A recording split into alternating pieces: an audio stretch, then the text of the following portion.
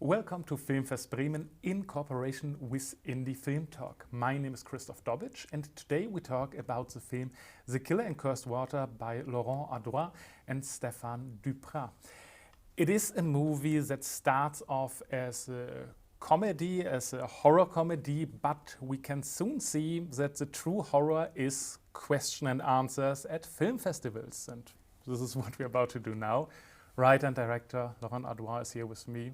Nice to meet you. Nice to meet you. My first question is, you make a movie with a huge twist in the middle and congratulations, you got me good. It starts out as a horror comedy and I write down my notes and questions and all of a sudden we're at a film festival where there's a Q&A and people are asking just the questions I wrote down and I throw everything away. And I'm angry and I'm amused. Angry and amused. And I'm just delighted by such a creative way to see a movie. And my first question therefore would be, how did you get the idea to make a movie where you play yourself and where you trick the audience by setting up this big twist? First, we wanted to make an horror movie. Only an horror comedy movie. Mm-hmm. So we wrote the first part, and it was not satisfying. Yeah. We want to make another part. It was too short, and for a long time we wanted to make a film in a festival, because I never saw a film in a festival. So the film is the mix with the two ideas. And in the first first screenplay, the director was an imaginary director. It's not just one director and imaginary. And when we decided to make the movie, we feel that it's us. It was us, the director. It's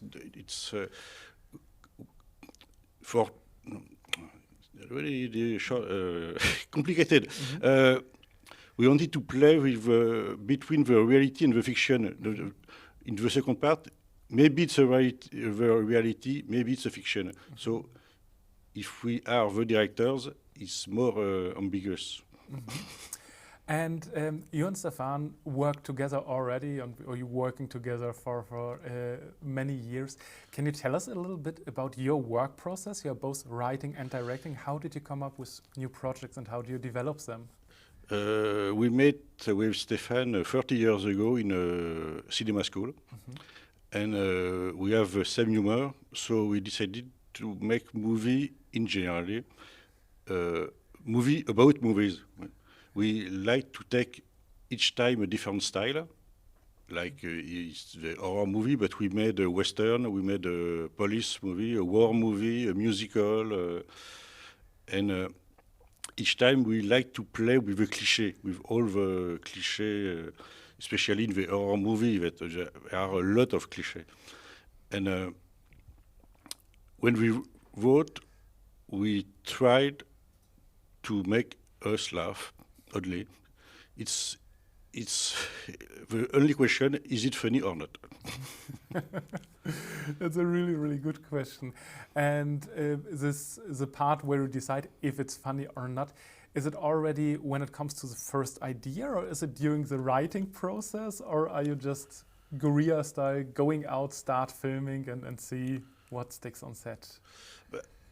The first thing, in general, is to watch some serious movie and to see what is funny in it. For this time, the movie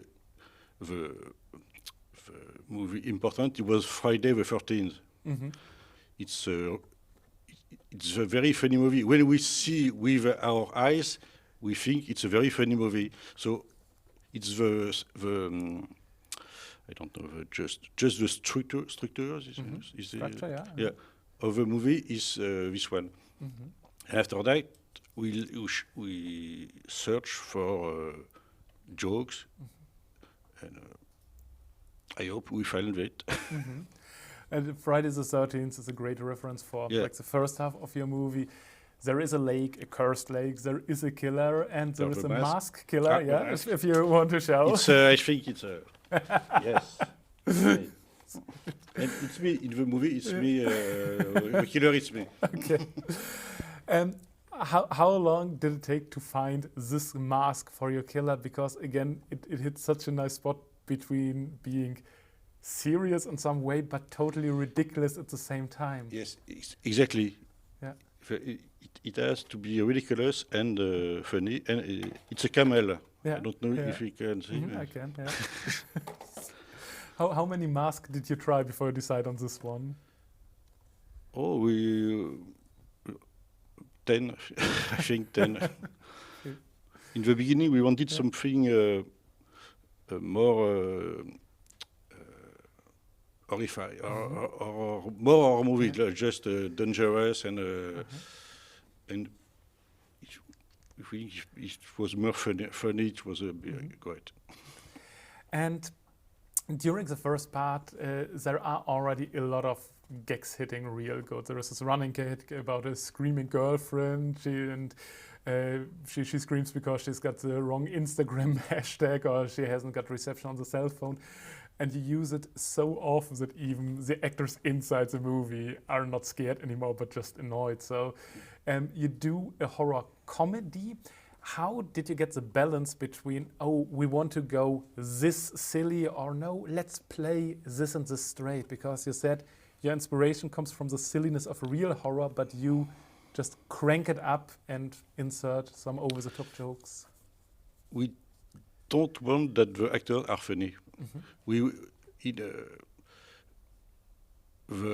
ideal actor is an actor that he don't know that he makes a funny movie. We want to play exactly how he plays in a serious movie. Yeah, you don't have to be funny. Absolutely, and especially. And the girl has to scream a lot. It's really important for her is to scream well. I mean, it's important for every horror movie, of course, and it's a really, really good scream, so compliments to you and the actress. And she screamed a lot of on the shooting. She screamed, I think 40 times she screams during the shooting. And of this, I always got the first half because it is kind of the movie inside the movie. How much of it is still your original idea, your original horror script, and how much did you just change and add because you knew it would be a movie inside of a movie? But the question of the first part was to make the good. Is it too long or too short? If we could make only a first part of 2 minutes, for example, but it was be too short. But if we make a first part of 10 minutes, it was too long. So the difficulties were to choose the length of the first part. And I think it's 7 minutes in the feed. It was the nice length. Because if it was too short, the audience will sense that it's not the real movie. It will be another thing. And it was a difficulty. Yeah, absolutely. I mean, from personal experience, I thought it had the ideal length. It was long enough that I thought it was the real movie, it was the movie I was watching. But then again, just as you said, it was short enough, so I didn't have the feeling that I'm just completely wrapped out and in another movie. So yeah, that was. It was important to have a real end at the end of the first part, and it's interesting because sometimes in festival the audience applauds at the first end, and they see the audience in the screen, and sometimes they search in in the theater, where are the people who applaud on the screen? Beautiful. Yeah, I mean that's just the reaction you could hope for, right? It's perfect. And we already know that the first part is inspired by horror movies, by Friday the 13th. I had the feeling that like the first sequence reminded me of Shining, like a car driving in the nature, the copter shot, and a lot of other references to great milestones horror movies. And then you switch into the setting of a film festival. And how did you create especially this first part where you hear the audience reactions, where you hear the Q&As? Was it a lot of experiences you made yourself? Did you just go to so many festivals? Did you ask other people? How did you create this authentic audience experience? I went to a lot of festivals, and especially the festival in the movie is a real festival, and I went to this festival, and when I search a real theater to shoot the movie, I found about this festival, and the guy on screen who talked to Stefan and me is the real organizer of the festival. So it's and some shots in the theater are in a real festival, are the real audience of a real festival. Yeah. And as I said before, I had the feeling that a lot of the questions that I wrote down for myself were asked in this Q&A of the first half with a whole movie. And did you just... Yeah, we make the Q&A in the movie. Yeah. It's already practical for you. Yes. Who was just talking about the first half? Absolutely. So how did you create these questions? Like, did you first film the horror portion of the movie and then thought about, okay, what would persons ask about it? Or did you give it away for somebody to think about questions? Or did you film everything in parallel and the script was there before the horror movie existed? The first part was written a long time ago. Yeah. And the second part was written just the year we made the film. Yeah. But the horror part wasn't like, it was, the whole movie was finished at the same time. You didn't finish the horror part first, but it was one big And when we shot the movie, we shot the first part, I think, in October, and the second part in December. Okay. It was not the same crew, not the same camera. It was really different. We wanted to that the part look different. And you already told us that it was important for you and Stefan to play yourself, to be there, to be part of the joke and the self-reference.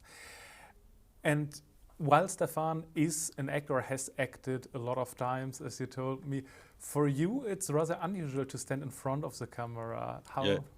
How was your experience as an actor, and how did it influence the screenplay writing that you know you would be in it? It was bad. I hate to be in front of the camera. I hate it. No, and it's why in the movie Stefan are more dialogue than me, because I don't like it. And how did you two do the self-directing? Like, did you just more or less each direct yourself, or did you give each other feedback when you're in front of the camera and have to direct as well? No, we ask some of the actresses to direct us.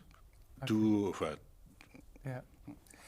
And let's talk a little bit more about the second part of the story, and let's first talk about the proverbial elephant in the room. Suddenly, after we think we're back in reality, girl walks home alone at night and sees cats and dogs and an elephant in the streets. How did you come up with this idea, and how did you film it? We wanted to show that the girl is not in the reality too. So we search for a joke, a stupid joke, and it's always a question of cliché in the horror movie. When you are at night in the street, there is a noise, and it's always a cat. So it can be a cat, it can be a dog, but it can be an elephant. It's logical. If we think it's a logical. Maybe in 10 years this will be a new horror cliche that people always an elephant in the movie. And how did you get the elephant, and how did you work on the? I found the video on the website specialized in animal video, and the original video was shot in sun. In a sunny day. So the colorist has to modify the color to look night, to give you impression we are in the night. Yeah, and story-wise, the second part is interesting as well. You two are there as actors, as yourself. Later on, you will be there as killers, more or less. And as you just said, the elephant is the moment where you as an audience member know again, okay, we're still in a movie, we're still in the Exactly. And this again was very interesting for me, because I thought there is a longer dialogue in front of the cinema of one of the audience members and her friend, and they're talking about relationship, and I was like, oh no, are we now in a relationship drama? Did you switch genres? So how did you decide when you reveal that we are still here? How long did you want to play this part straight? No, we wanted that the audience, when he saw the dialogue in front of the cinema, ask them, what's going on? What's going on? And it was even in the angles of camera are very simple. So it's only close up for her, for the two girls, and it was a question of length. How long can we make a dialogue like this? The audience will how long that the audience will not annoying. I see. Yeah. And it was really fun to make this sequence. It's really quick. We only make 4 shots. And the dialogue, the beginning of the dialogue was written, but after the actress improvised. And the only thing I asked her to improvise is not finish her sentence. Great. Yeah. And it was strange to edit. I edited my movie, and it's strange because I have to edit in the opposite way as usual. I have to only choose the moments that are not interesting. This is an it was very way strange to edit. Yeah. And you already told a little bit about the audience experience, like people see the movie, they think it's over, try to clap and are confused. Is this a point where you feel a second audience reaction when people are, for example, seeing the elephant and are just like relieved that they know again where we are at the movie? It depends of the audience. Sometimes they understand very soon that it's the same movie. It's the same movie, but they understand very quick, and sometimes they have to wait more, especially in the dialogue between the two women. Sometimes laugh in the beginning, in the first line, and sometimes after the last. And let us talk one time about the ending of your movie. I try not to completely spoil it, but no.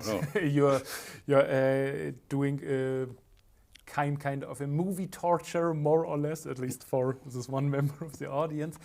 Did you know from the beginning that this is where the movie should end, or were you just spitballing around how you could cap it off? But like I said, in the first version, in the first screenplay, the first version, it was an imaginary director, so the ending was little different.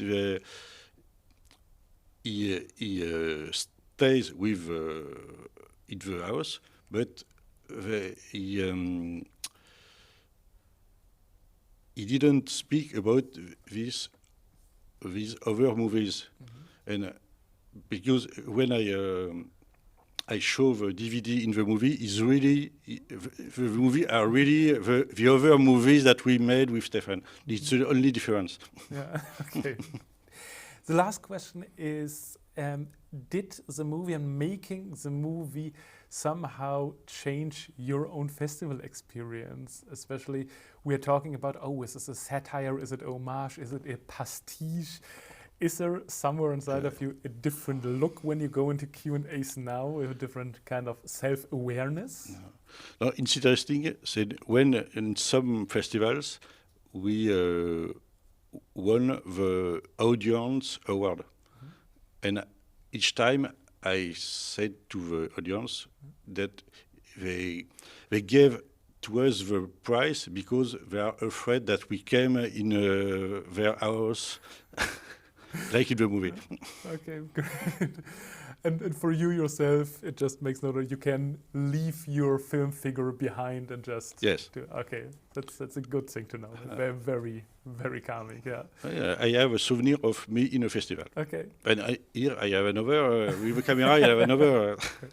Yeah, I mean, you're not at all like your movie counterpart, and I'm really relieved because I hope I will get out here alive.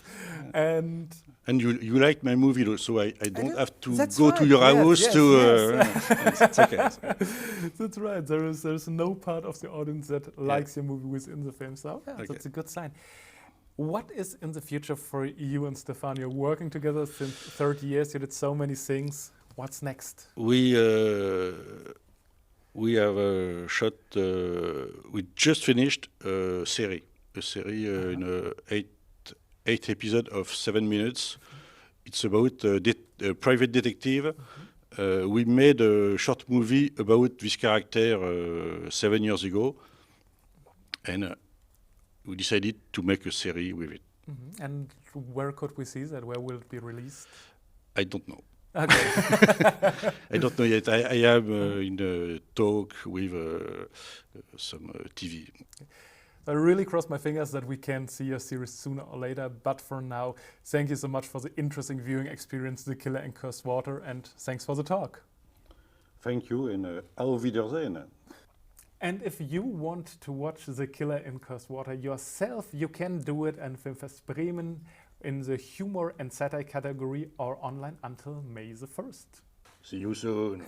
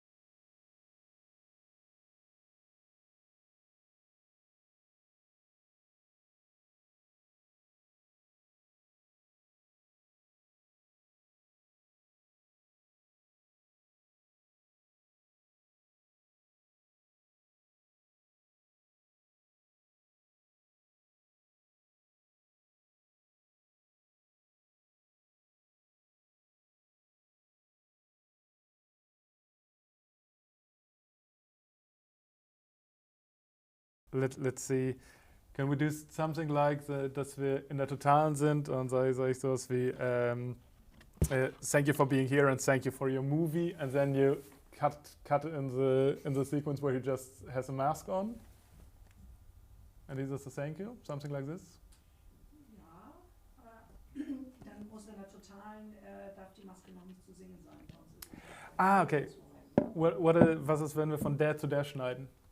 Ja, wir können auch einfach nur von den beiden Großen. Ja. Genau, lass das doch versuchen. Okay.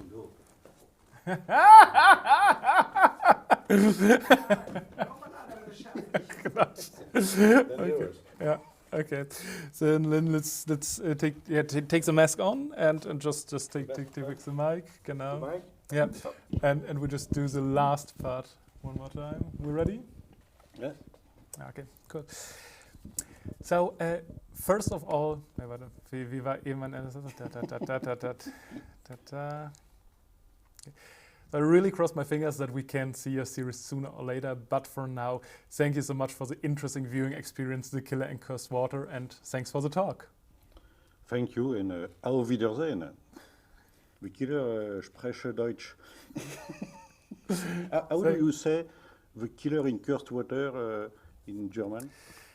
Der Mörder des verfluchten Sees. Okay, Dankeschön. Okay, thank you very much. Okay, yeah, really nice.